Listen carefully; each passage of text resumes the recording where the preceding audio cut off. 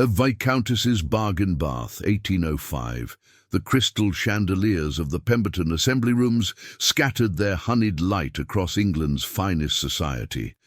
Partners swept across the gleaming floor in seamless unity, a swirling palette of satin dresses and impeccably tailored evening wear. But in the dim alcove beside the punch bowl, Cordelia Ashford stood in solitude, a quiet observer in her simple periwinkle dress. At 29 years of age, Cordelia had long accepted her position as the overlooked daughter of Baron Ashford. No one would suspect her relation to the three luminous young women presently holding court in the ballroom's centre. The Ashford sisters, Isabella, Penelope and Beatrice, were this season's most coveted ladies, each more radiant than the next. "Your sisters have quite outdone themselves this evening," came a recognizable voice. Cordelia turned to discover Lady Waverley, her father's aunt and adviser, sampling refreshments at her side. "Indeed, Isabella seems to have completely enchanted the Earl of Thornbury, and to imagine your father stood on the brink of ruin merely 4 seasons past." Lady Waverley's gaze sharpened. "One wonders how he orchestrated such a spectacular reversal." Cordelia's fingers tensed around her fan. Few understood the reality that her inheritance, the fortune bequeathed by her maternal aunt, had financed her sisters' debuts and guaranteed their prospects. Her own future had been the offering. "Fortune has smiled upon our family," Cordelia answered tactfully. "Fortune, to be sure," Lady Waverley sniffed dismissively, "though I question whether fortune will prove as generous when the moneylenders return. Your father's ventures in the Americas are collapsing, child." Whispers have already commenced. An icy dread coiled in Cordelia's chest. The money had vanished then, every last penny. She possessed nothing more to sacrifice. "I perceive you comprehend," Lady Waverley pressed on. "The Ashford reputation dangles by the slenderest thread. One scandal, one breath of bankruptcy, and every sacrifice you've made for your sisters will prove meaningless." Across the chamber, Cordelia glimpsed her father, Baron Ashford, his complexion flushed with wine as he gestured emphatically to a circle of gentlemen. At 55, he maintained the attractive features that had once established him as his season's prize, though decades of indulgence had exacted their price. Following her mother's passing 12 years earlier, he had sought comfort in wagering and ill-conceived ventures, each more catastrophic than its predecessor. "I shall have words with father," Cordelia declared finally. "Perhaps something may be arranged." Lady Waverley's laugh carried no mirth. "Dear child, what could you possibly accomplish that you haven't already? You've surrendered everything." The orchestra commenced a fresh melody, and the assembled guests parted like Moses dividing the waters. A profound silence descended upon the gathering as a commanding figure materialized at the ballroom entrance. "The Marquis of Ravenswood," the footman proclaimed, his announcement reverberating through the suddenly hushed chamber. Alexander Blackwood, the 7th Marquis of Ravenswood, stood silhouetted in the doorway, his bearing as austere and remote as his reputation implied.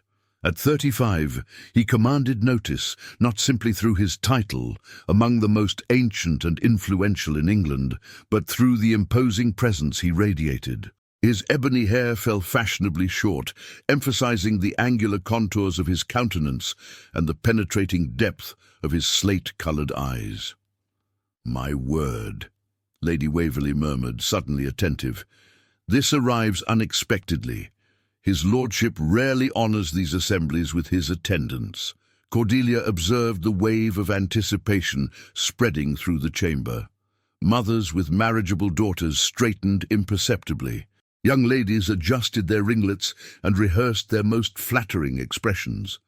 "I understand he's finally pursuing a bride," a young woman nearby whispered. "Lady Arabella Hawthorne is rumoured to be the preferred candidate." "Naturally she is," her companion responded. "A marquis doesn't wed just anyone." Cordelia watched as the marquis navigated the crowd, acknowledging salutations with brief inclinations, yet engaging with none. Something distant pervaded his manner, as though an invisible wall separated him from the remainder of humanity. "Your father approaches a grave error," Lady Waverley announced abruptly, indicating where Baron Ashford was weaving toward the Marquis, his stride unsteady. Cordelia's heart plummeted. "Pardon me, Lady Waverley." She moved swiftly, intercepting her father before he could reach the Marquis. "Father," she said quietly, grasping his arm, "perhaps you might introduce me to Lady Durham. I've been eager to discuss her philanthropic endeavours." "Not presently, Cordelia," he slurred, attempting to extract his hand. "Can't you perceive? Ravenswood has arrived. This represents our opportunity." "Father, please, Baron Ashford," a resonant voice interjected, and Cordelia found herself gazing upward into the impassive countenance of the Marquess of Ravenswood himself. "Your lordship." Her father's face illuminated with undisguised enthusiasm. "What an honour! Permit me to present my eldest daughter, Miss Cordelia Ashford." The Marquis's gaze shifted to Cordelia, and she experienced a peculiar sensation, as though those grey eyes could penetrate every defence she had ever constructed. "Miss Ashford," he offered a shallow bow. "Your lordship," she curtsied, maintaining her gaze downcast as propriety required. "I understand you oversee your father's household," he continued, surprising her with this knowledge. "I do, your lordship, and quite capably from what I gather." Before Cordelia could respond, a disturbance at the entrance captured everyone's notice. Lady Arabella Hawthorne had arrived, resplendent in emerald silk that complemented her auburn hair and porcelain complexion to perfection. At 27, the widowed Marchioness was deemed London's most exquisite woman, her every appearance a meticulously orchestrated triumph. "Ah, there she stands," Baron Ashford murmured. "The lady everyone anticipates you'll marry, your lordship." If the Marquess took offence at this impropriety, he betrayed no indication. "Anticipations," he stated coolly, "rarely interest me, Baron." His eyes returned to Cordelia, examining her with an intensity that arrested her breath. "Miss Ashford, I should like to call upon you tomorrow. There exists a matter I wish to discuss." Cordelia stared at him in undisguised astonishment. "With me, your lordship?" "Indeed." The faintest trace of amusement touched his lips. 3 o'clock. I trust that proves convenient." Without awaiting her response, he bowed again and departed, leaving Cordelia and her father in stunned silence. "What in heaven's name occasioned that?" her father demanded once he recovered his voice. Cordelia shook her head slowly. "I possess no notion." But as she observed the Marquis's tall figure retreating through the crowd, a strange premonition swept through her. Tomorrow, she sensed, would alter everything. The drawing-room of Ashford House had never appeared so confined as when the Marquis of Ravenswood occupied it. His broad shoulders and commanding stature seemed to diminish the faded magnificence of what had once been an impressive town residence, highlighting the threadbare patches on the carpet and the slight discoloration of the once elegant wallpaper. Cordelia sat perched on the settee's edge, her spine straight, hands folded in her lap. Across from her, the Marquis occupied a wing-back chair, regarding her with that same penetrating gaze that had unsettled her the previous evening. "You must wonder why I've come," he said finally. "I confess curiosity, your lordship." Cordelia took pride in how steady her voice sounded. "I'll speak plainly, Miss Ashford. I require a wife." Cordelia blinked. "I see. No, I don't believe you do." A shadow of a smile crossed his face. "I require a specific variety of wife. One who comprehends discretion and duty, one who can manage a household without dramatics or excessive demands upon my time. One who harbours no illusions regarding romance." He leaned forward slightly. "I've observed you, Miss Ashford. You've sacrificed your own prospects to secure your sister's futures. You've managed your father's household through increasingly difficult circumstances. You are practical, discreet, and I suspect harbouring no particular illusions about the nature of marriage among our class." Cordelia felt as though the air had been extracted from the chamber. "Your lordship, surely Lady Arabella—" is precisely what I do not want." His tone hardened. "A woman whose beauty matches only her ambition, who would view our marriage as a stepping stone to social domination." He rose and moved to the window, his profile sharp against the afternoon light. "I have responsibilities requiring my complete attention, Miss Ashford.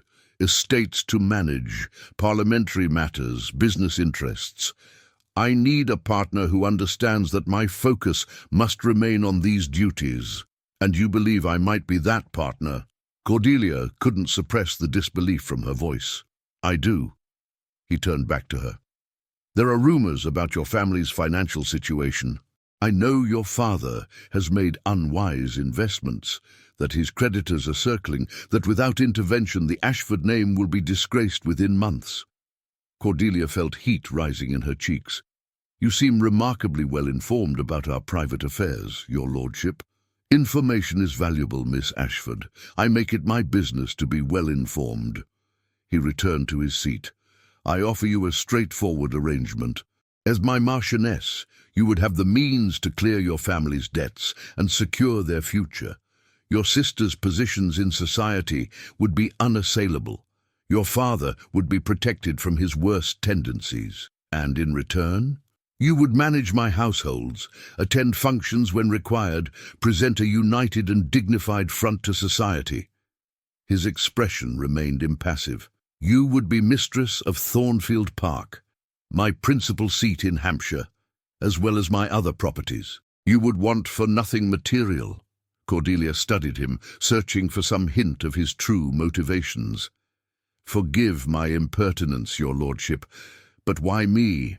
Surely there are dozens of young ladies of good family who would accept such an arrangement gladly." Something flickered in his eyes, a momentary vulnerability quickly masked.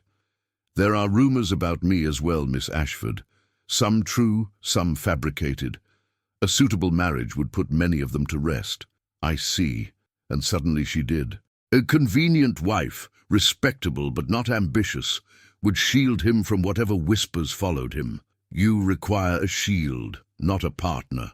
I prefer to think of it as a mutually beneficial arrangement." He rose again, his decision apparently made. "I don't require an immediate answer. Take 24 hours to consider my offer. I'll return tomorrow at the same time." After he departed, Cordelia remained motionless on the settee, her mind racing. The Marquis's offer represented both salvation and imprisonment, financial security for her family, but at what personal cost? A lifetime bound to a man who viewed marriage as a business transaction, who had stated plainly that his heart was not part of the bargain. Yet what choice did she have? Lady Waverley had spoken truly. The Ashfords stood on the precipice of ruin. Cordelia had already sacrificed her youth to her family's needs. Was this final sacrifice so different? When her father burst into the drawing-room an hour later, his expression wild with excitement, she already knew what her answer must be. "Is it true?" he demanded. "Ravenswood has offered for you?" "Yes," Cordelia replied quietly, "though how you've heard of it already I cannot fathom. His man of business called on me directly after he left here."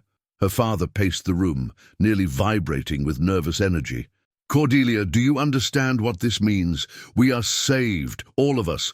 A Marquis, by heaven, and not just any Marquis, Ravenswood. He knows about our financial situation," she said. "That's why he's offering." Her father waved this away impatiently. "What does it matter why? The result is the same." "It matters to me," Cordelia said, rising to her feet. "He doesn't want love, father. He wants convenience." "Love?" Her father barked a laugh. "What has love to do with marriage? You're 29, Cordelia, long past the age when you might expect romantic nonsense. Ravenswood offers you position, wealth, security, everything we thought beyond your reach." Cordelia turned away, staring out at the small garden behind their home. Once it had been her mother's pride, filled with roses and honeysuckle. Now it lay neglected, much like Cordelia's own dreams. "I haven't given him my answer yet," she said. "He returns tomorrow. Her father gripped her shoulders, turning her to face him. "Cordelia, listen to me. There is no choice to make. By next month, we will lose this house. Your sisters' marriages will be tainted by scandal. Everything you've sacrificed for will be destroyed." She saw the desperation in his eyes, the fear that had driven him to increasingly desperate gambles. How many times had she covered for him, made excuses, stretched their limited resources to maintain appearances? "I know," she said softly. "I know what must be done." The following afternoon, when the Marquis of Ravenswood returned, Cordelia was waiting. She had spent the intervening hours preparing herself, building walls around her heart, reminding herself that this was simply another duty to be fulfilled. "You've made your decision," he said as soon as they were alone. "I have." Cordelia met his gaze steadily. "I accept your offer, your lordship." Something that might have been relief crossed his face. "Alexander," he said, "if we are to be married, you should use my given name." "Alexander," she repeated, the name unfamiliar on her tongue. He reached into his coat and withdrew a small box. "This belonged to my mother," he said, opening it to reveal a magnificent ruby ring surrounded by diamonds, the Ravenswood betrothal ring. As he slid it onto her finger, his hand brushed against hers, a brief electric contact that sent an unexpected shiver through Cordelia's body. The ring was heavy, its weight a physical reminder of the commitment she had just made. "We will announce our engagement at Lord Pemberton's ball next week," he said. "The wedding will take place at Thornfield in 1 month's time." "So soon?" Cordelia couldn't hide her surprise. "I see no reason for delay." His expression softened fractionally. "Unless you require more time." "No," she said quickly. "A month is acceptable." He nodded, satisfied. "My solicitor will call on your father this afternoon to discuss the settlement. I've taken the liberty of instructing him to address the most pressing of your family's debts immediately." Cordelia felt a rush of gratitude despite herself. "Thank you." Alexander studied her for a long moment, his grey eyes unreadable. "I believe we will suit, Cordelia," he said finally. "We are neither of us given to excessive sentiment or unrealistic expectations." As he bowed over her hand in farewell, Cordelia wondered if he truly believed that, or if, like her, he merely hoped it was true. The journey to Thornfield Park took the better part of a day, winding through the rolling countryside of Hampshire. Cordelia, now the Marchioness of Ravenswood after a small but dignified wedding ceremony, watched the changing landscape from the window of the Marquis's luxurious travelling carriage, acutely aware of her husband seated across from her. In the month since their engagement, she had seen Alexander only a handful of times, brief formal encounters focused entirely on practical matters. The settlement had been beyond generous, their betrothal announcement met with astonishment by society, and the wedding itself conducted with quiet efficiency. Through it all, Alexander had remained polite but distant.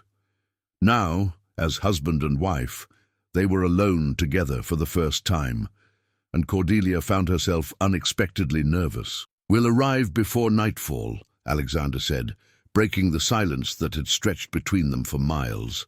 "I've sent word ahead to ensure all is prepared." "I look forward to seeing Thornfield Park," Cordelia replied. "I understand it's quite beautiful. It has been in my family for 12 generations." A note of genuine pride entered his voice. "The north wing dates to Elizabethan times, though most of the current structure was built by my great-great-grandfather in the previous century." "And you've lived there all your life?" "Until I was sent to Eton at 10, yes." His expression closed again. "My father believed in a traditional education." Cordelia sensed there was more to the story, some old wound that still pained him, but she didn't press. Their arrangement didn't include such intimacies. "Will we have guests immediately?" she asked instead. "I should like to become familiar with the household first." Alexander's mouth curved in what might almost have been a smile. "I anticipated as much. We'll have a period of privacy before society descends upon us.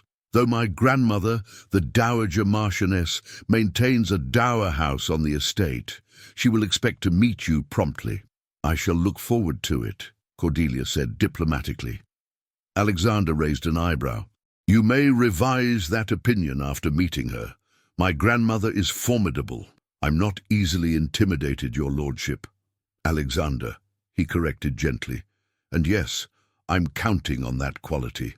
The carriage crested a hill, and suddenly Thornfield Park lay before them, its honey-coloured stone walls gleaming in the late afternoon sunlight. Cordelia caught her breath. The house was magnificent, a perfect example of Palladian architecture, with symmetrical wings extending from a grand central block topped by a pediment and cupola. Extensive gardens stretched away on all sides, and beyond them a river shimmered silver in the distance. "It's beautiful," she whispered. "Yes."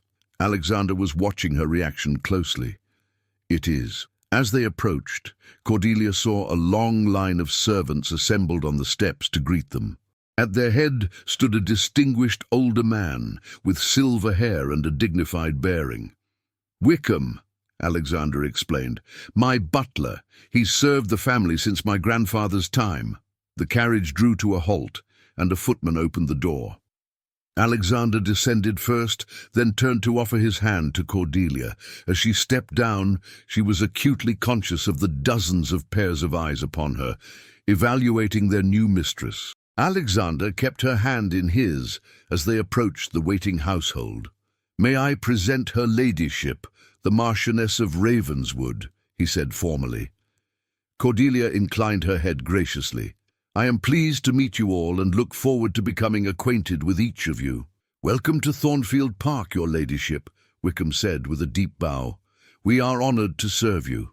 The staff filed past, each being introduced in turn: the housekeeper, Mrs. Patterson; the cook, Mrs. Dalton; the head gardener, Mr. Hartwell, and dozens more whose names Cordelia struggled to commit to memory.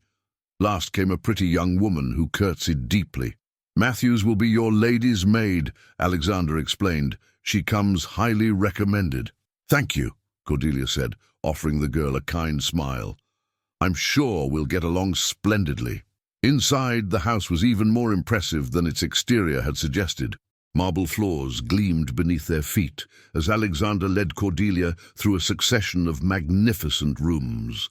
The grand salon with its gilt-framed portraits, the music room with a pianoforte that made Cordelia's fingers itch to play, the formal dining room that could easily seat 40.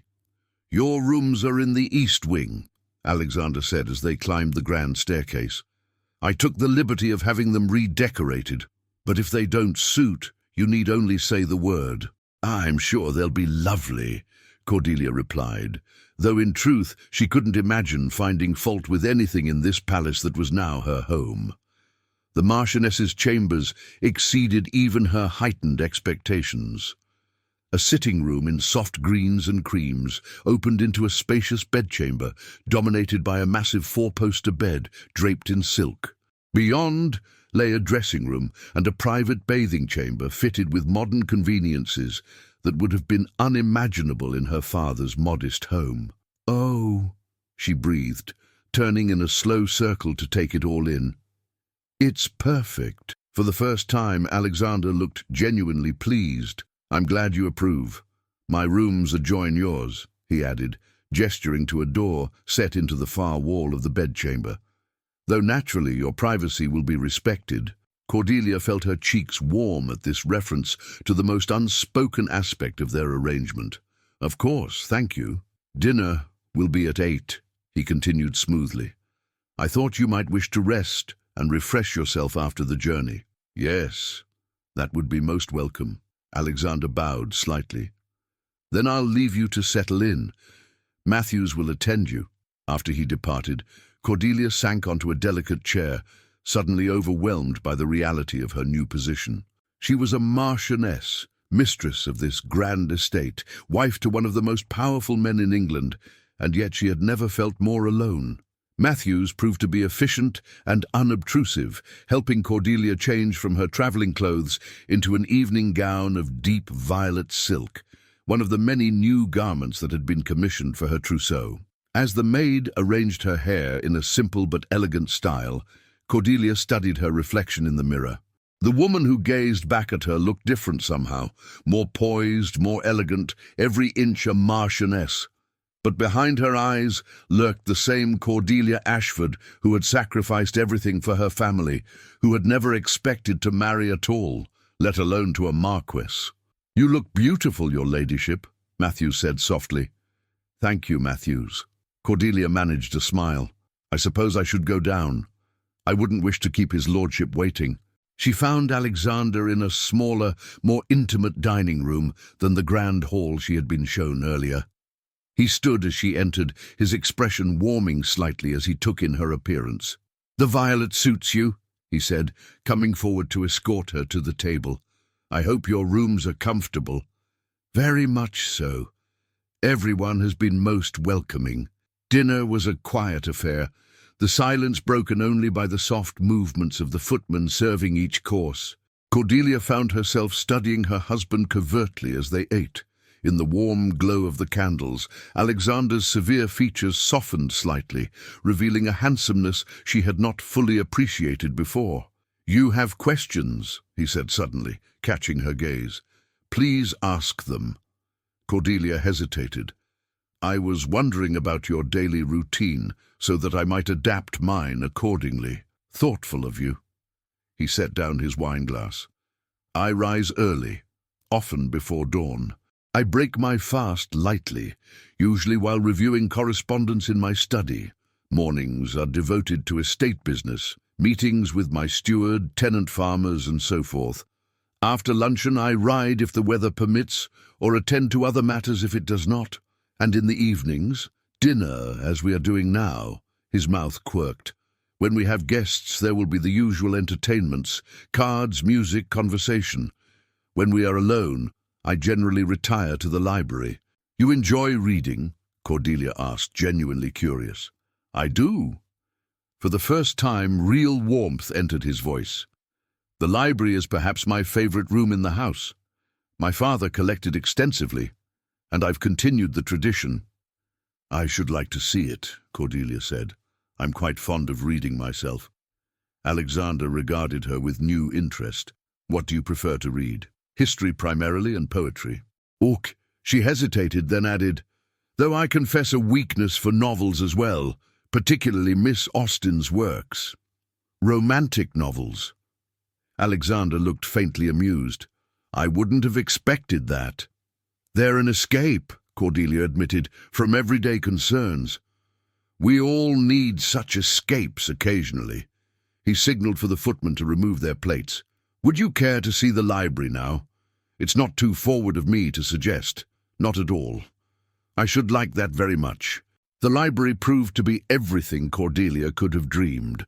A vast, two-story room, lined with thousands of volumes, with comfortable seating arranged near the fireplace and large windows that would flood the space with light during the day. "It's magnificent," she breathed, running her fingers along the spines of the nearest books. "I've never seen so many volumes in a private collection." "Feel free to read anything that interests you," Alexander said, watching her with evident pleasure. "They're as much yours now as mine." Cordelia turned to thank him and found him standing closer than she'd realized. For a moment, neither spoke, and something electric seemed to pass between them. Then Alexander stepped back, the moment broken. "It's growing late," he said, his voice carefully neutral. "Perhaps we should retire." "Of course." Cordelia folded her hands before her.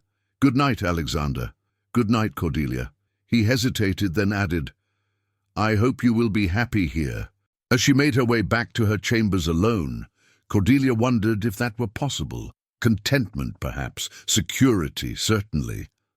But happiness? That seemed a luxury not included in their arrangement. Yet, as she lay in her new bed that night, listening to the unfamiliar sounds of Thornfield Park settling around her, Cordelia found herself thinking of the way Alexander's eyes had softened when he spoke of books, the unexpected gentleness in his voice when he'd wished for her happiness. Perhaps, she thought as sleep claimed her, there might be more to the Marquis of Ravenswood and to their marriage than she had initially believed. The weeks that followed, settled into a surprisingly comfortable rhythm. Each morning, Cordelia broke her fast alone in her sitting room, then met with Mrs. Patterson to discuss household matters. The housekeeper had initially been wary of her new mistress, but Cordelia's genuine interest in learning Thornfield's customs and her respectful treatment of the staff had gradually won the older woman's approval. By the second week, Cordelia had visited every part of the vast house, from the kitchens to the attics, introducing herself to each member of the household and learning their names and duties. She had reviewed the menus, the wine cellar inventory, the linen stores, and a dozen other aspects of running such a grand establishment. Alexander, true to his word, spent his mornings attending to business. Cordelia saw little of him until the evenings, when they dined together and afterward often spent an hour or two in the library, reading in companionable silence or occasionally discussing books or estate matters. It was a peaceful existence, if somewhat lonely. Cordelia wrote regular letters to her sisters and father, receiving enthusiastic responses about their newly elevated social positions as relatives of the Marchioness of Ravenswood. She tried not to notice the absence of any inquiry about her own happiness. On the 10th day after their arrival, Alexander informed her over breakfast that they would be receiving their first visitor. "My grandmother wishes to meet you," he said, looking somewhat apologetic. "She's invited us to tea at the Dower House this afternoon." "The Dowager Marchioness," Cordelia said, remembering their earlier conversation. "The formidable one." A ghost of a smile touched his lips. "The very same. Lady Catherine Blackwood, Dowager Marchioness of Ravenswood. I feel I should warn you. She can be rather direct." "I shall endeavour to make a good impression," Cordelia promised. Alexander hesitated, then reached across the table to briefly touch her hand, the first time he had initiated such contact since their wedding day. "Just be yourself," he said. "She values authenticity above all else." The Dower House proved to be a charming Georgian residence set among formal gardens at the edge of the river that gave Thornfield Park its name. As their carriage approached, Cordelia smoothed her pale rose walking dress nervously. "She won't bite," Alexander murmured, noticing her anxiety. "At least not immediately." Cordelia gave him a reproachful look, but was secretly pleased by this small attempt at humour. These moments when his reserve slipped were becoming increasingly precious to her. The Dowager Marchioness awaited them in a sunlit drawing-room that offered spectacular views of the river.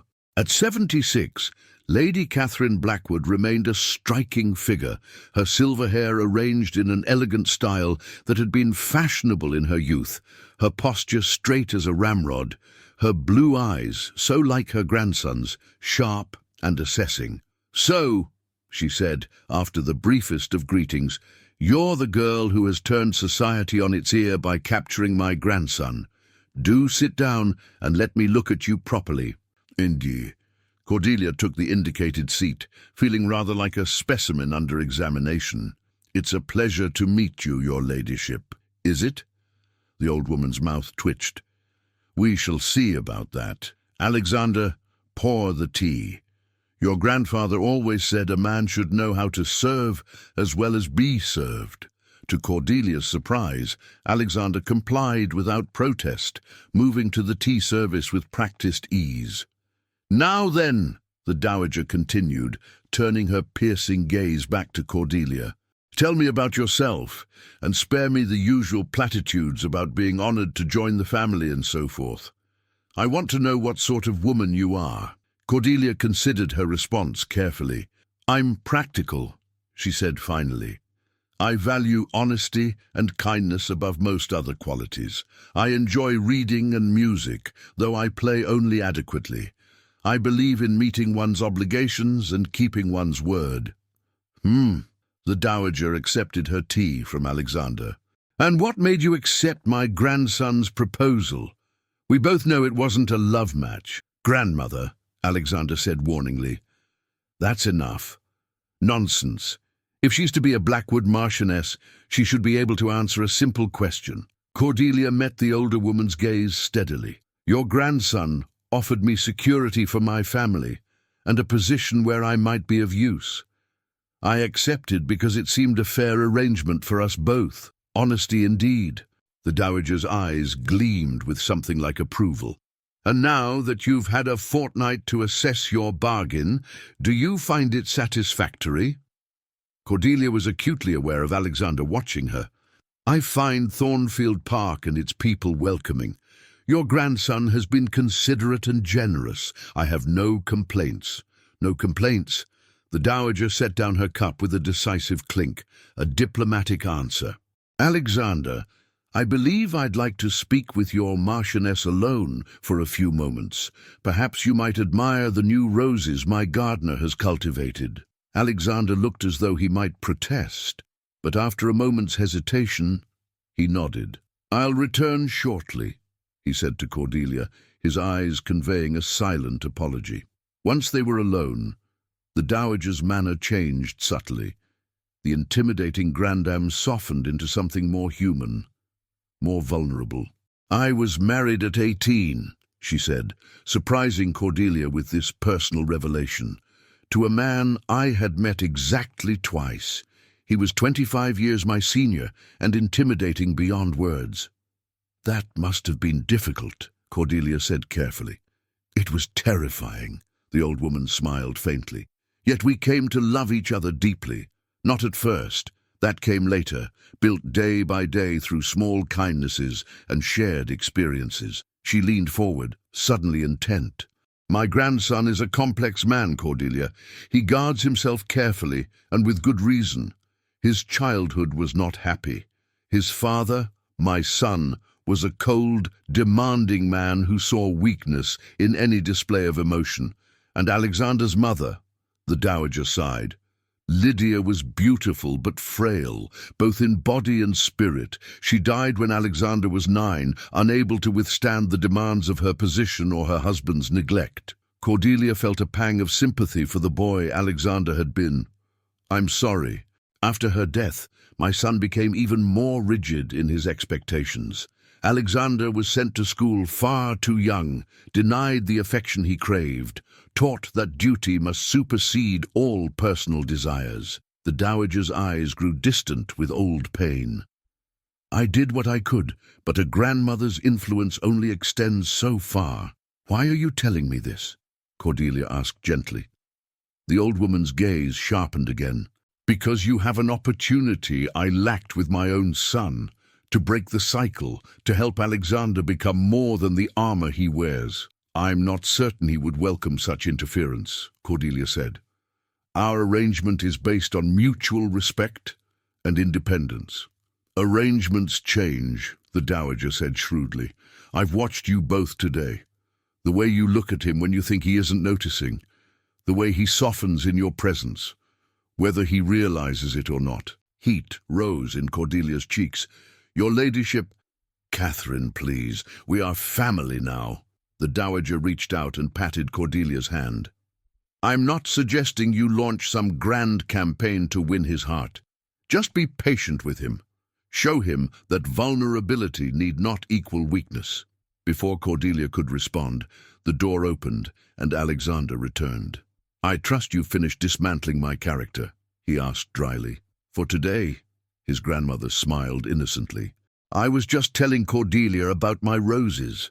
Perhaps you might show her the gardens before you leave. As they strolled among the neatly tended flower beds a short time later, Cordelia found herself watching Alexander with new eyes, seeing beyond the reserved Marquis to the wounded boy he had been.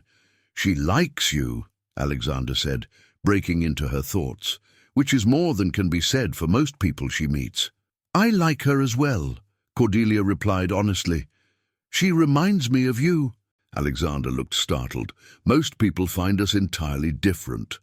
In manner, perhaps, but you share the same directness, the same clarity of purpose. She hesitated, then added, and the same kindness hidden beneath a formidable exterior. He stopped walking, turning to face her fully. You find me kind? Increasingly so, she admitted, though I suspect you work hard to conceal it. For a long moment Alexander studied her face as though seeing her for the first time. Then he offered his arm again. "We should return to the house.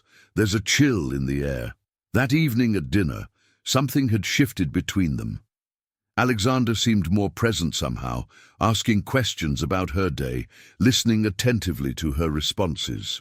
When she mentioned her desire to review the charitable works traditionally undertaken by the Ravenswood Marchionesses, he offered to have all relevant papers brought to her sitting room the following morning. "My mother established several initiatives in the nearby villages," he explained. "Schools, a small infirmary, apprenticeships for promising young people. After her death, my grandmother oversaw them, but they would benefit from your attention now." "I should like that very much," Cordelia said, touched by his thoughtfulness. "Perhaps I might visit some of these establishments soon." "I could accompany you," Alexander offered, then immediately looked surprised at his own suggestion. "That is, if you would welcome the company." "I would," Cordelia replied softly. "Very much so." Their eyes met across the table, and for a moment the air between them seemed charged with possibility. The following days brought a subtle but definite change to their relationship. Alexander began to include Cordelia in aspects of estate management, seeking her opinion on matters ranging from tenant disputes to the restoration of the North Wing. They rode out together to visit the villages, where Cordelia was received warmly as the new Marchioness. At a small school in Millbrook Village, Cordelia knelt to speak with a shy little girl who reminded her of herself at that age. When she glanced up, she found Alexander watching her with an expression that made her heart skip a beat. Something warm and appreciative that vanished the moment he realized she had noticed. In the evenings they still retired to the library, but now they often read passages aloud to each other or engaged in spirited debates about literature and philosophy. Cordelia discovered that beneath his reserved exterior, Alexander possessed both a formidable intellect and a dry wit that increasingly revealed itself in her presence. One night, as rain lashed against the windows and a fire crackled in the grate, Alexander closed his book and regarded her thoughtfully. "You're not what I expected," he said. Cordelia raised an eyebrow. "Is that a compliment or a complaint?" "Definitely a compliment." The corner of his mouth lifted. "I thought we would be compatible. I didn't anticipate that I would enjoy your company so much." The simple admission warmed her more than the fire. "I feel the same," she confessed. "Our arrangement has proven more agreeable than I dared hope." "Arrangement?" Alexander repeated the word slowly, as if tasting it. "Is that still how you think of our marriage?" Before Cordelia could respond, Wickham appeared at the door. "Forgive the interruption, your lordship, but a carriage has just arrived. Lady Arabella Hawthorne requests accommodation for the night. She claims the weather has made travel unsafe." Alexander's expression closed immediately, all warmth vanishing. "Show her to the blue guest suite," he said curtly. "Inform her we will receive her shortly." When Wickham had gone, Alexander rose and moved to the fireplace, his back to Cordelia. "I apologize for this intrusion," he said stiffly. "Arabella has always been persistent." Cordelia felt a cold knot form in her stomach. "Lady Hawthorne was a friend of yours?" "We were briefly engaged 5 years ago." His voice was carefully neutral. "The arrangement ended by mutual agreement." This was news to Cordelia, and clearly contradicted the Dowager's assertion that Alexander had never seriously courted anyone before. "I see." Alexander turned back to her, his expression unreadable. "Arabella is complicated. It would be best if I spoke with her alone first." "Of course." Cordelia rose, smoothing her skirts. "I shall retire for the evening." "Cordelia." He reached for her hand, then stopped himself. "Thank you for understanding." But as she made her way to her chambers, Cordelia wasn't sure she understood at all. The sudden appearance of Alexander's former fiancée, the beautiful widow whom everyone had expected him to marry, seemed too coincidental. And Alexander's reaction, that immediate withdrawal behind his walls, troubled her more than she cared to admit. Lady Arabella Hawthorne proved every bit as beautiful as her reputation suggested. When Cordelia finally met her the following morning in the breakfast room, she was struck by the contrast between them. Arabella's dark, dramatic beauty against her own quieter appearance. Arabella's confident elegance against her more reserved demeanor. Marchioness. Arabella's curtsy was technically perfect, but somehow still suggested she was doing Cordelia a favor. "How kind of you to welcome me to Thornfield on such short notice." "Not at all," Cordelia replied evenly. "We could hardly turn away a traveler in such weather." Arabella smiled, a practiced expression that didn't reach her eyes. "Alexander has always been so very gallant, one of his many admirable qualities." "Indeed." Cordelia gestured to the breakfast laid out on the sideboard. "Please help yourself. His lordship has been called to deal with an issue on one of the farms, but he sends his apologies." "How unfortunate." Arabella selected a piece of toast. "Though it does give us an opportunity to become better acquainted. I've been simply dying to meet the woman who accomplished what so many failed to do, capturing the elusive Marquis." Cordelia maintained her composure with effort. "I assure you, there was no capturing involved. Our marriage was entered into with clear-eyed understanding on both sides." "How refreshingly pragmatic." Arabella's smile sharpened, though I confess myself surprised by Alexander's choice. He always professed to value passion above practicality. The implication hung in the air between them, as deliberate as a slap. Cordelia felt her cheeks warm, but refused to be baited. "People often present different facets of themselves to different acquaintances," she said mildly. "I'm sure you know his lordship in ways I do not, just as I know him in ways you cannot." Arabella's eyes narrowed fractionally. "How diplomatic. I can see why Alexander might value that quality in a companion." Before Cordelia could respond, the door opened and Alexander himself appeared, looking wind-blown and slightly damp from the lingering rain. "Forgive me," he said, his eyes going to Cordelia first, before acknowledging their guest. "Arabella, I trust you slept well?" "Tolerably." Arabella rose gracefully, moving to kiss Alexander's cheek with familiar ease. "Though I've missed our morning rides. Perhaps later when the weather clears, for old time's sake?" Cordelia saw the flash of discomfort in Alexander's eyes, though his expression remained polite.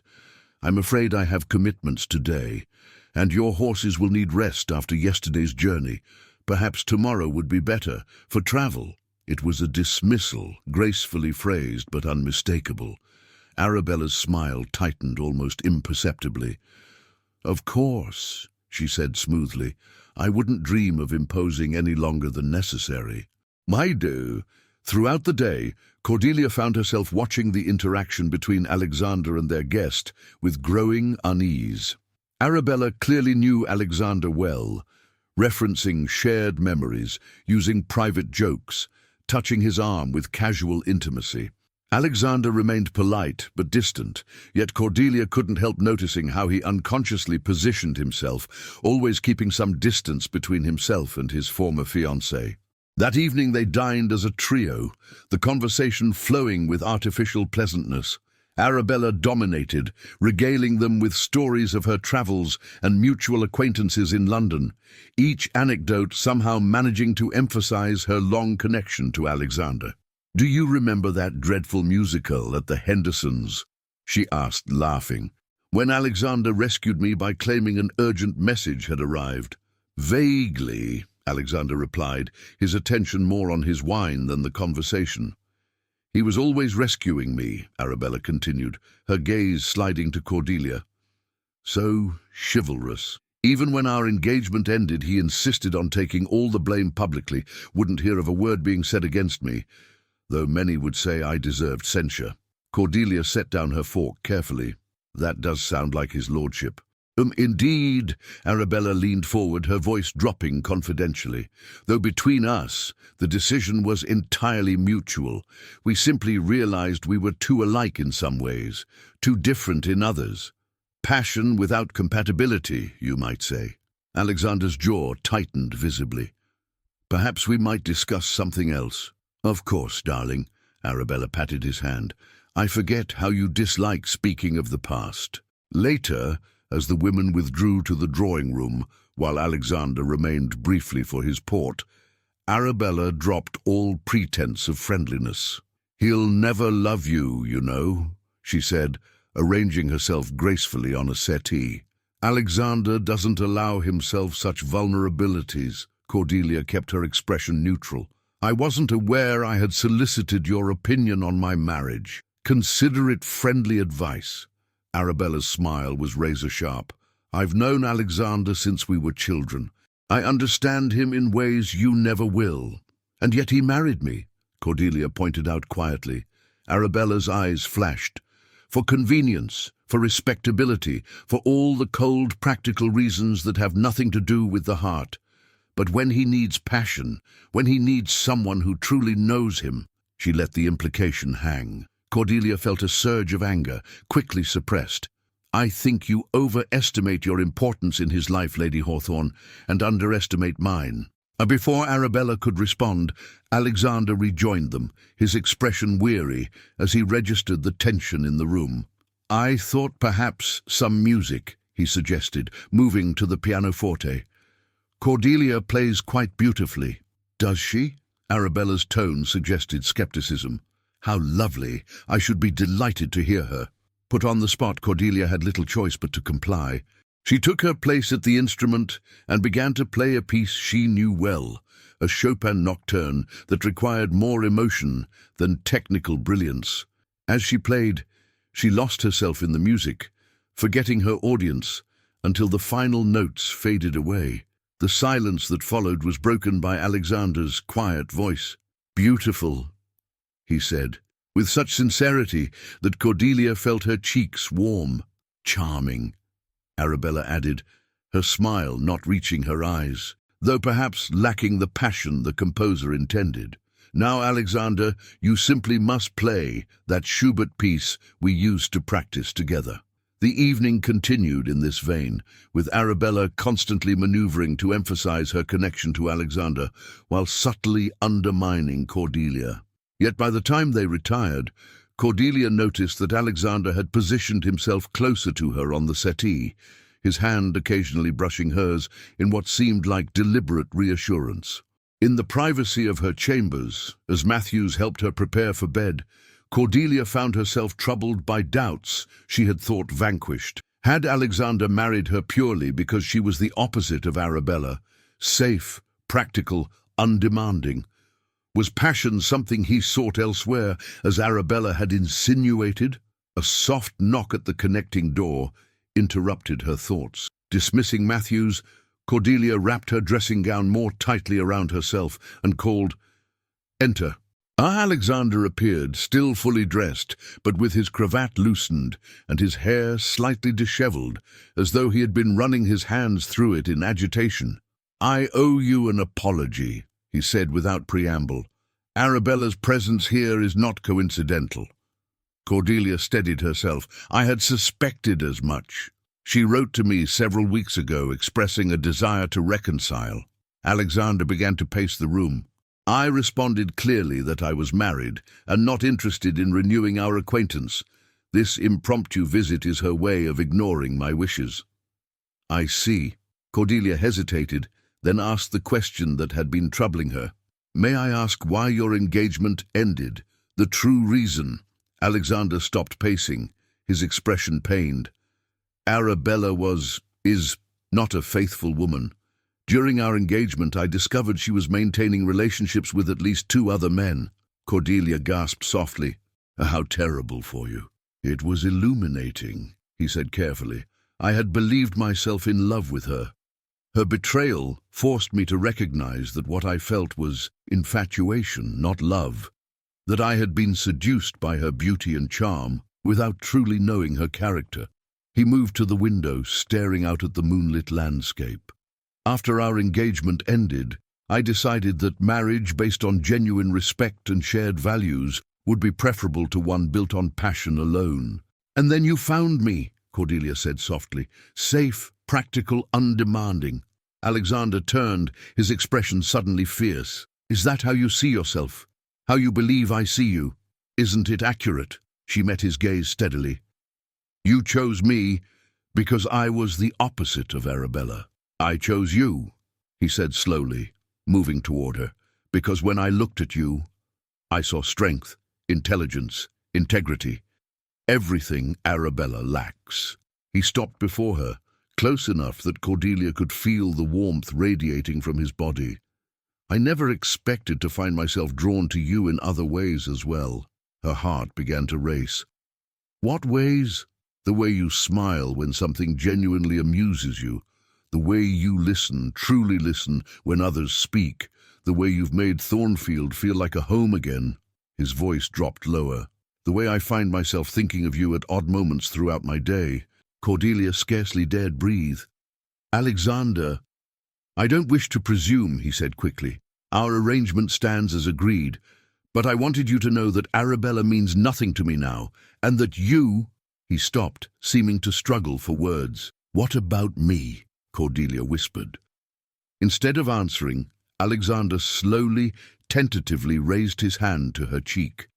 His touch was feather-light, questioning. When she didn't pull away, he leaned forward and brushed his lips against hers.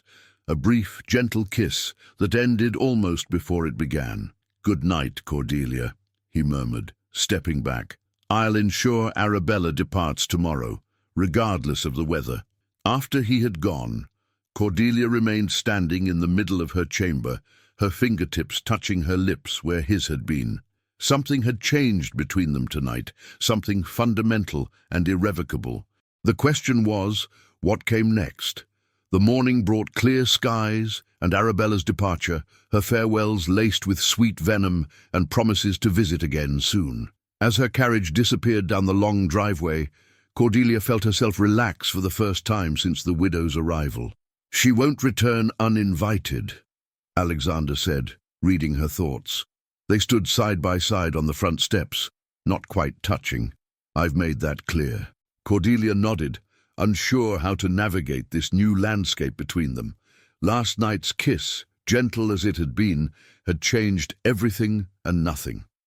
Alexander had been unfailingly courteous at breakfast, but had said nothing of their conversation or the kiss that followed.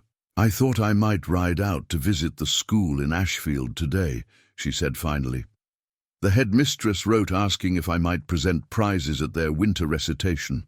Would you like company?" Alexander asked, his tone carefully casual. Cordelia looked up at him, searching his face. "Yes," she said simply, "I would." The day proved unexpectedly perfect. Warm sunshine, gentle breezes, and the countryside at its most beautiful. As they rode side by side along country lanes, Cordelia found herself sharing stories of her childhood, of her mother's early death, of her determined efforts to keep her sister's futures secure. "So, you sacrificed much for them," Alexander observed as they passed through a particularly lovely stretch of woodland. "It was my duty," Cordelia replied automatically. "No," Alexander corrected gently. "It was your choice. There's a difference."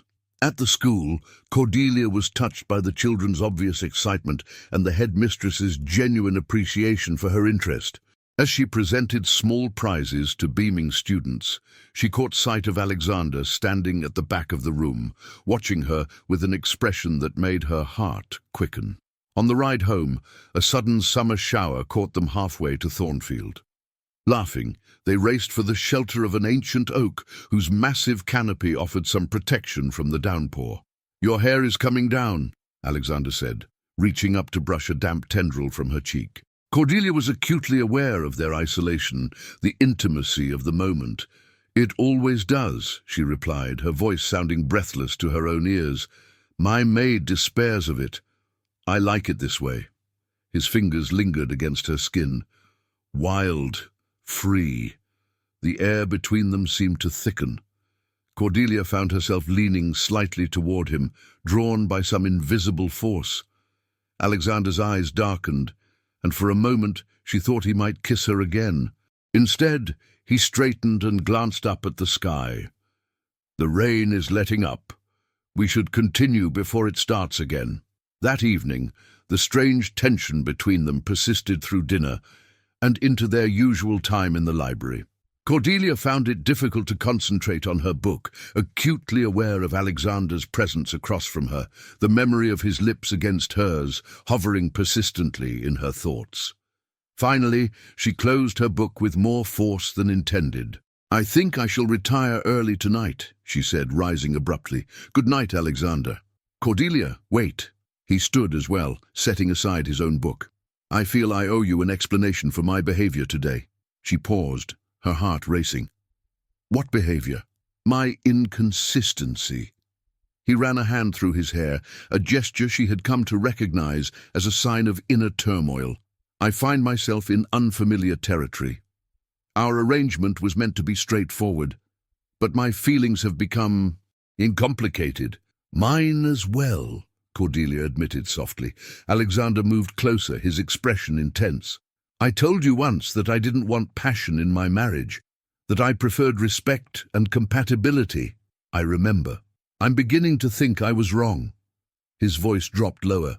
"Or rather, that I failed to recognize that respect and compatibility can themselves kindle a different kind of passion, one based on genuine knowledge of another person, not merely physical attraction or infatuation." Cordelia's breath caught. "What are you saying, Alexander?" "I'm saying that I want more than our original arrangement." He reached for her hand, his touch sending warmth spiraling through her. "I want a real marriage, Cordelia, in every sense." She looked up at him, searching his face. "Because you desire me, because I'm falling in love with you," he said simply, "and it terrifies me." The words hung in the air between them, honest and vulnerable in a way she had never expected from him. Cordelia felt tears spring to her eyes. "It terrifies me too," she whispered. "I never thought to find love in this marriage. I didn't dare hope for it." Alexander lifted his free hand to her face, cradling her cheek with infinite tenderness. "I spent my life believing that love was a weakness, that duty and honor were all that mattered. You've shown me how wrong I was." This time when he kissed her, there was nothing tentative about it. His lips claimed hers with a gentle passion that made her knees weaken and her heart soar. Cordelia wound her arms around his neck, drawing him closer, allowing herself to express the feelings she had been trying so hard to suppress. When they finally broke apart, both breathless, Alexander rested his forehead against hers. "Stay with me tonight," he murmured. Cordelia nodded, beyond words, and allowed him to lead her through the connecting door to his chambers, the final barrier between them falling away at last. Later, as moonlight filtered through the curtains and Alexander slept beside her, his arm draped protectively across her waist, Cordelia reflected on the extraordinary journey that had brought them to this point, from a marriage of convenience to something deeper, richer, more profound than either had anticipated. She had entered this arrangement believing that love was not part of the bargain. Now she couldn't imagine her life without it, without him. The weeks that followed were the happiest of Cordelia's life. She and Alexander settled into a new rhythm, their days filled with shared duties and their nights with increasingly passionate discoveries of each other. Where once Alexander had been reserved, now he sought opportunities to be with her, joining her for morning rides, consulting her on estate matters, even surprising her with small, thoughtful gifts that showed how carefully he observed her preferences. A first edition of her favorite poetry collection, a delicate bracelet that matched her eyes, wildflowers gathered during his morning ride, left on her pillow with a note that made her blush. In turn, Cordelia found herself blossoming under his affection, growing more confident in her role as Marchioness and more comfortable expressing her own desires and opinions. The staff noticed the change in their master and mistress, exchanging knowing smiles when Alexander would reach for Cordelia's hand, or when she would laugh openly at something he said. Even the Dowager Marchioness remarked upon the transformation during one of their regular tea visits. "See, you've done what I hoped," Catherine said approvingly, "broken through his walls." "He broke through his own walls," Cordelia corrected gently. "I merely gave him reason to try." Summer faded into a glorious autumn. The grounds of Thornfield Park transformed into a tapestry of gold and crimson. Cordelia had just begun planning their first major entertainment, a harvest festival for the estate workers and their families, when a letter arrived that would test their newfound happiness. "It's from my sister Penelope," Cordelia said, breaking the seal at breakfast. "She and Lord Whitmore are in London and wish to visit us at Thornfield." She looked up, smiling. "Would that be agreeable? I've missed them terribly." "Of course," Alexander replied immediately. "Your family is always welcome here." The letter contained other news as well. Gossip from London about mutual acquaintances, updates on her other sister's activities, and finally a brief mention that made Cordelia's blood run cold. "What is it?" Alexander asked, noticing her sudden pallor. "Lady Hawthorne has been telling everyone in London that your marriage to me is one of convenience only," Cordelia said slowly. "That you still harbor feelings for her, and that I'm merely a placeholder until you can secure an annulment." Alexander's expression darkened. "Ridiculous. No one would believe such nonsense." "Penelope says many do." Cordelia's voice trembled slightly. "Especially since we've been living quietly at Thornfield, rather than taking our place in society." "Then we shall correct that misapprehension immediately." Alexander rose and came around the table to kneel beside her chair, taking her hands in his.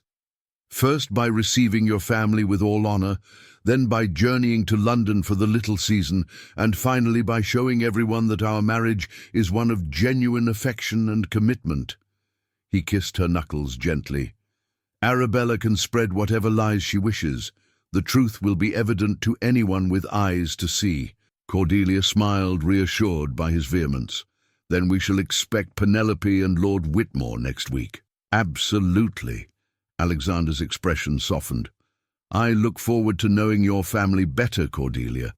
They are part of you after all." Penelope and Lord Whitmore arrived amid a flurry of trunks and servants, bringing with them the energy and gossip of London.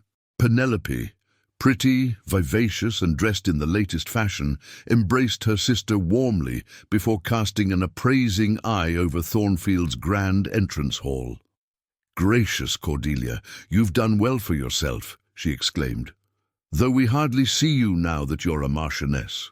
Too grand for your family, I suppose." "Don't be ridiculous," Cordelia replied, linking arms with her sister.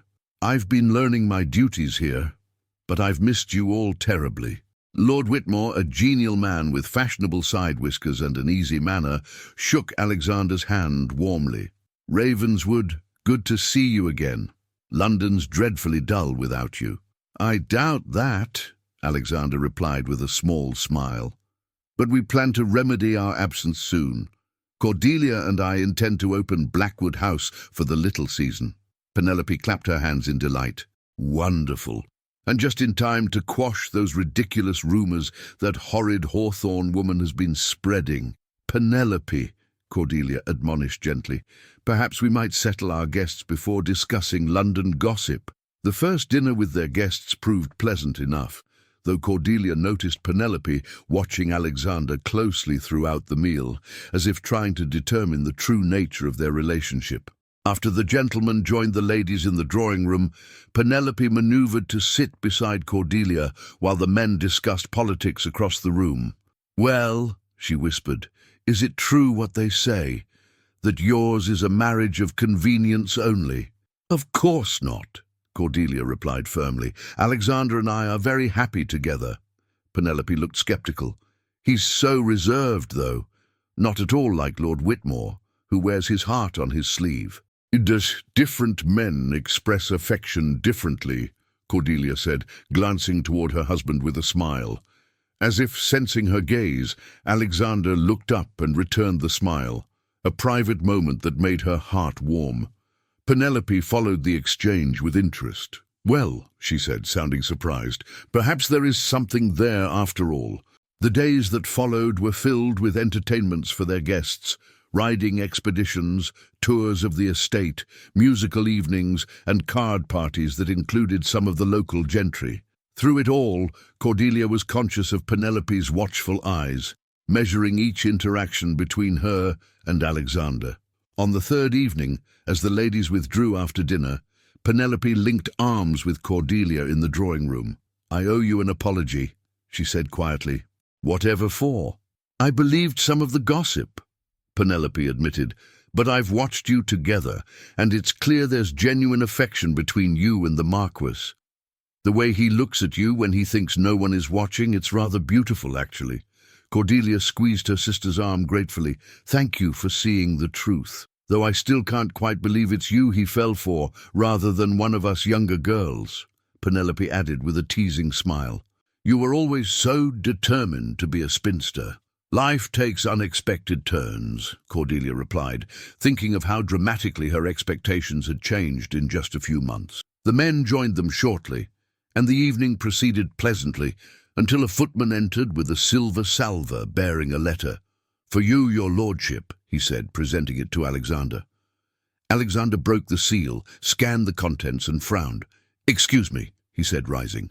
"Estate business requires my attention."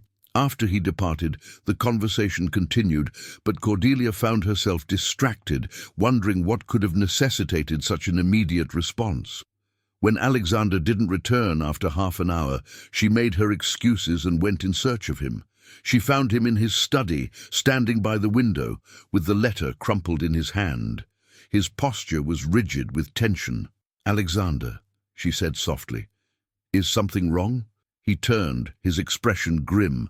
"Arabella is coming to Thornfield." Cordelia felt her stomach drop. "What? Why?" "She claims she left some jewelry here during her last visit, a family heirloom of great sentimental value." His mouth twisted. "It's a lie, of course. Another excuse to insert herself into our lives. Can't you refuse her and have her tell all of London I'm keeping her property?" "No." He ran a hand through his hair.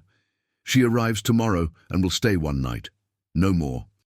Cordelia moved to his side, placing a gentle hand on his arm. "We'll face her together." Alexander covered her hand with his own. "I won't let her come between us, Cordelia. I promise you that."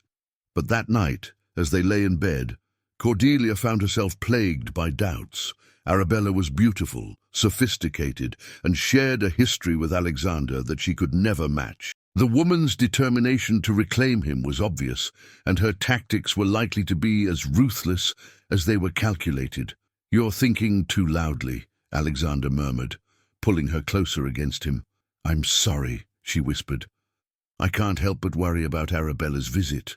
"Don't!" He pressed a kiss to her temple. "What we have is real, Cordelia. Nothing she says or does can change that." Cordelia wanted desperately to believe him. Yet as sleep finally claimed her, she couldn't quite banish the memory of Arabella's parting words. "When he needs passion, when he needs someone who truly knows him."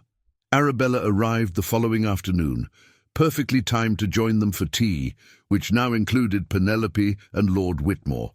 Her surprise at finding additional guests was poorly concealed beneath a veneer of social grace. "Lady Whitmore," she said, accepting a cup from Cordelia, "how delightful to see you again. And in your sister's home, no less. How very cozy, isn't it?" Penelope replied sweetly. "Cordelia and Alexander have been the most wonderful hosts. Such a love match they've made of it." Arabella's cup paused halfway to her lips. "Indeed." Her gaze slid to Alexander. How fortunate for all concerned. Throughout tea, Arabella maintained a stream of conversation, laced with subtle barbs and references to her shared past with Alexander. Cordelia bore it with outward composure, though inside she felt each comment like a needle prick. "Oh, but Alexander, do you remember that dreadful house party at the Rutherfords?" Arabella laughed melodiously. "When we got caught in that thunderstorm and had to shelter in the gamekeeper's cottage. You were so gallant, giving me your coat, even though you were soaked through yourself." "I remember," Alexander replied neutrally. "Alexander has always been considerate," Cordelia said evenly. "It's one of his finest qualities." Arabella's smile sharpened. "Oh yes, considerate to a fault, sometimes to his own detriment. Wouldn't you agree, Alexander?" Before he could answer, Penelope intervened. "Lady Hawthorne, I understand you've been quite active in London society this season. Lady Jersey mentioned you had become quite the fixture at Almack's." The conversation turned, much to Cordelia's relief. After tea, Alexander excused himself to show Lord Whitmore the estate's famous trout stream, leaving the three women alone. "Now then," Arabella said, dropping all pretense of pleasantness once the men had gone. "Let's speak plainly, shall we? Cordelia, you must know that Alexander and I share a connection that goes beyond mere history. We understand each other in a way that you, as a comparative stranger, simply cannot." "I wonder," Penelope interjected before Cordelia could respond, "if you understand him well enough to know how transparent your schemes appear to him. My sister and the Marquis are deeply attached. Anyone with eyes can see it." Arabella's perfect composure slipped for just a moment. "Attachment is not passion," she snapped, "and Alexander needs passion. He needs challenge, things your sister, with all due respect, seems ill-equipped to provide." Cordelia had heard enough. "Lady Hawthorne," she said, rising to her feet, "you claim to have lost a piece of jewellery here. Let us look for it now, so that you may be on your way as soon as possible." Arabella's smile was triumphant. "So eager to be rid of me. I wonder why." The search for the non-existent jewellery proved as fruitless as Cordelia had expected. Throughout dinner that evening, Arabella continued her campaign of subtle undermining, dropping references to intimate moments shared with Alexander, and suggesting a depth of understanding that excluded Cordelia entirely. Alexander, to his credit, remained politely distant with Arabella, while showing small but clear signs of affection toward Cordelia, touching her hand, seeking her opinion, smiling at her comments, in a way that left no doubt as to where his heart lay. Yet later, as Cordelia prepared for bed, she couldn't shake the seed of doubt that Arabella had so carefully planted. Did she truly know Alexander? Could she provide the passion and challenge he might need? A soft knock at her door interrupted her thoughts. Expecting Matthews, she called, "Enter!" Instead, Alexander stepped into the room, closing the door behind him. He looked tired but determined. "Arabella leaves first thing tomorrow," he said without preamble. "I've made that abundantly clear to her." Cordelia nodded, relieved. "Thank you. You've been quiet all evening," he continued, moving to take her hands in his. "Has she upset you with her insinuations?" "A little," Cordelia admitted. "She seems so certain that she understands you in ways I cannot." Alexander's expression softened. "Arabella knows the man I was, not the man I am. With her, I was always performing, being the person she wanted, rather than myself." He lifted a hand to Cordelia's cheek. "With you, I can simply be. That's the difference she will never comprehend." "And the passion she claims you need?" Cordelia couldn't help asking. "The challenge?" A slow smile spread across Alexander's face. "My dear wife," he said, drawing her closer, "allow me to demonstrate exactly how much passion I find in your arms." Later, lying contentedly in Alexander's embrace, Cordelia felt her doubts melting away. Arabella might have 100 memories, but Cordelia now had his future. When the dawn broke over Thornfield Park, the rain from the night before had washed everything clean. The gravel paths, the marble steps, even the air itself seemed brighter, freer. Downstairs, the carriage that would take Lady Hawthorne away was already waiting. Arabella stood beside it, her smile polished, but brittle. "Goodbye, Alexander," she said softly. "Do send word if you ever grow bored." Alexander only inclined his head. "Safe travels, Lady Hawthorne." Cordelia stood beside him, serene and unshaken, and as the carriage disappeared down the long drive, she turned to her husband. "It's over," he said simply.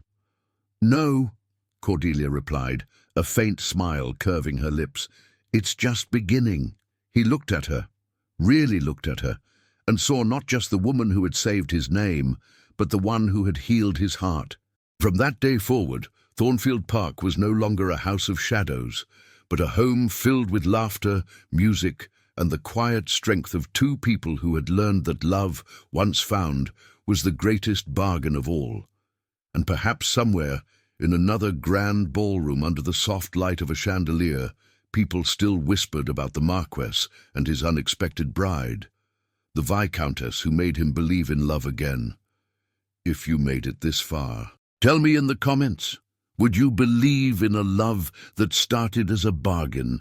And don't forget to subscribe for more emotional historical stories like this one, filled with passion, betrayal, and unexpected endings.